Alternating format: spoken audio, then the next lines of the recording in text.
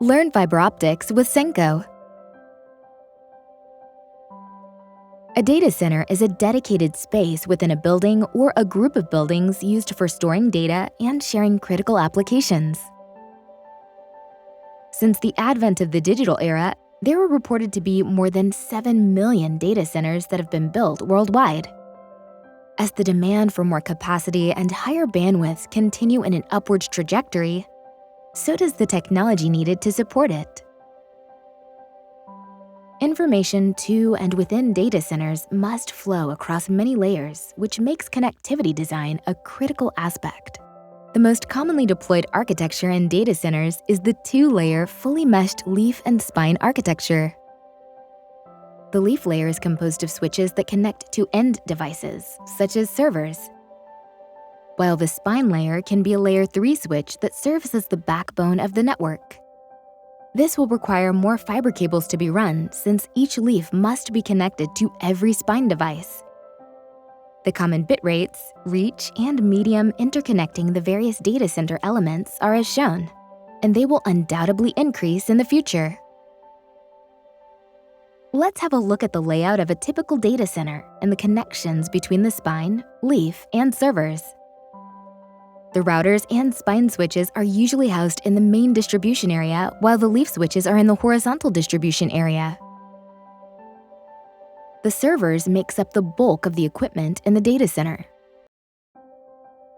To improve network efficiency, multi-lane transceivers such as QSFP-DD and OSFP are usually used in the leaf switch so that multiple servers can be connected to a single switch port. As the capacity requirement grows, more links between the leaf switch and servers will be needed.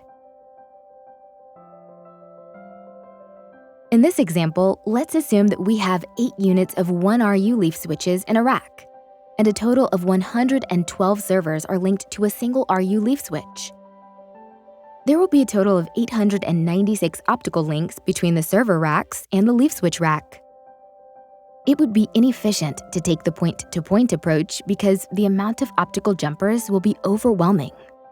This is when structured cabling will be needed to manage such a high fiber count. Before we keep going, we should understand what is structured cabling. In essence, structured cabling is a building or campus telecommunications cabling infrastructure which is intended to provide a standardized cabling approach using smaller elements as building blocks.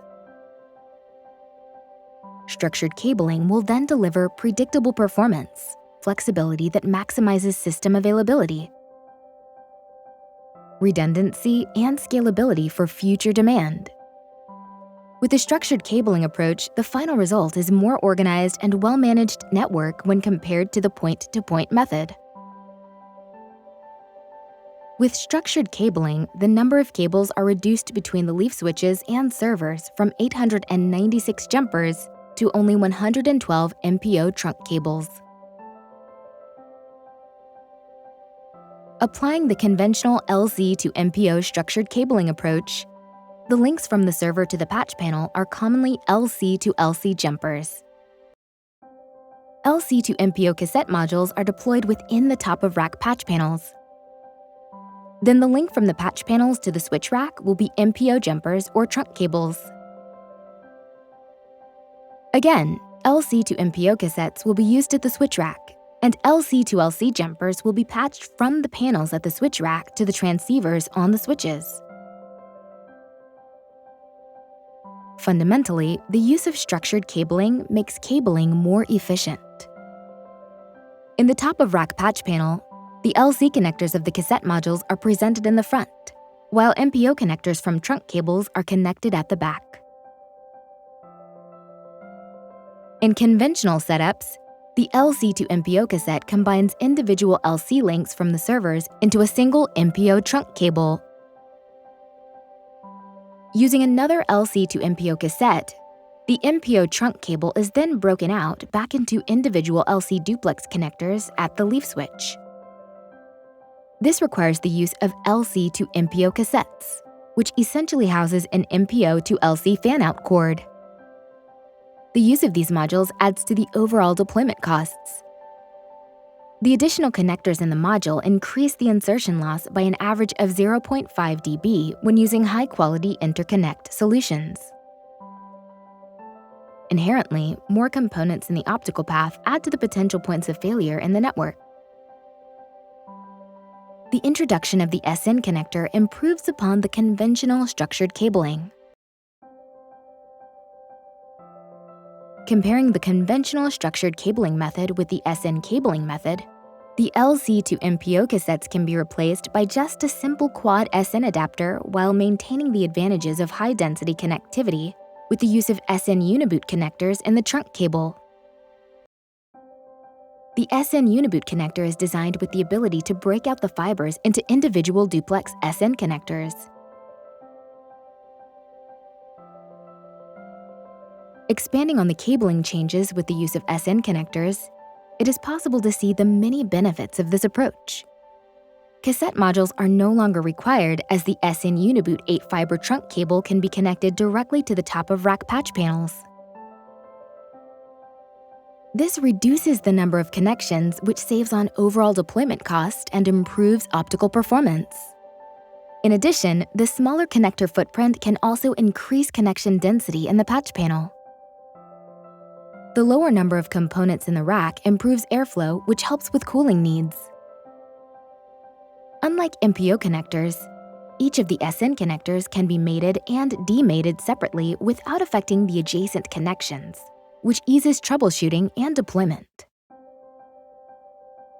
With SN connectors, SN Uniboot trunk cables are managed in the back of the patch panel and connected to the adapters.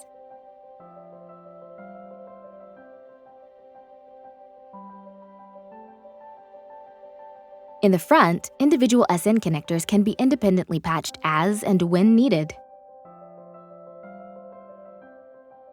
Let's now compare the insertion loss differences between the conventional versus SN cabling.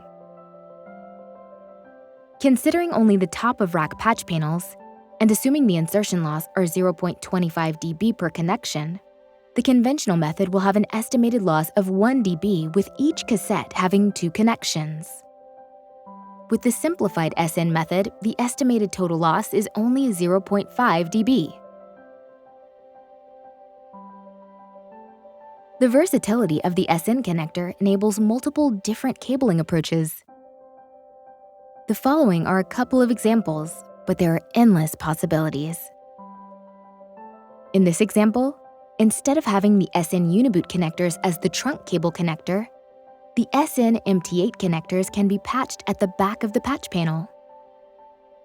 SN MT8 to SN Hydro breakout jumpers can be used to connect between the patch panel and the switch.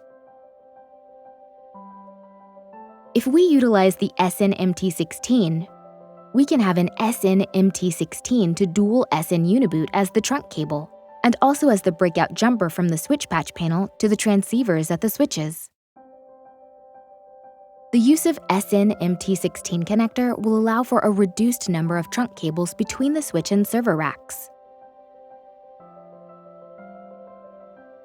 As the connector footprint of the SNMT is the same as the SN connector, the SN-MT16 Uniboot connectors can be used as the trunk cable. SN-MT16 Uniboot to SN Uniboot breakout jumpers then can be used to break out the connection into individual duplex SN adapters in the patch panel on both ends.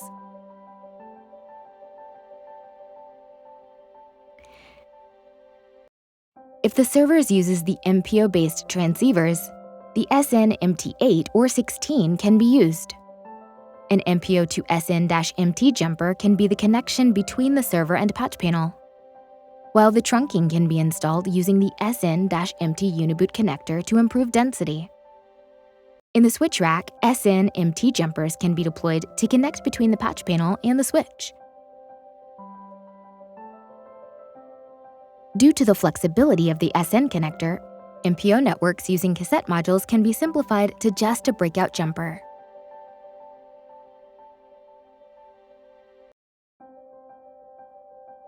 Some of the key advantages of the SN approach are a lower link loss by reducing a connection with the absence of the LC to MPO breakout cassette, It will also be able to minimize points of failure due to a reduction of connection point.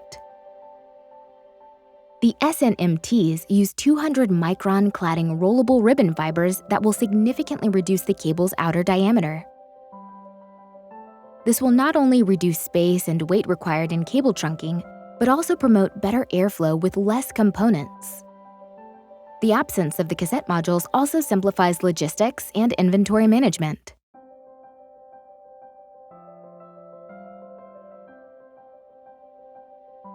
The SN connector simplifying networks. Because life is already complicated enough. Well, that's all the time we have. Hope you were able to learn something new about the advantages of the SN and SNMT connectors over conventional MPO connectors. Please like and subscribe to our YouTube channel for our latest updates, and we will see you in our next video.